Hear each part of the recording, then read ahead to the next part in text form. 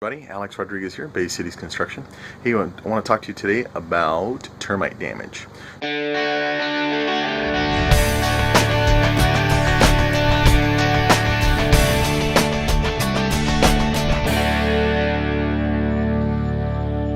Jim, so this is the damage we've got. We took out your window.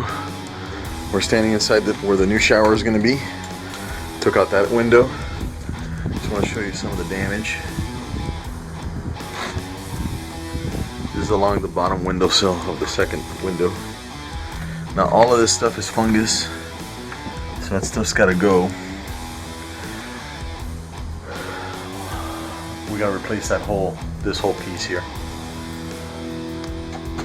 Okay, and then so we got this under the windowsill. It's relatively minor, and then we replaced this already, so that's good to go. Here's your soffit.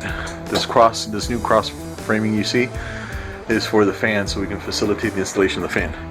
Now, when we replace this, it's going to loosen this on the outside. So we're going to have to reinstall now with new wood because there's a lot of termite damage.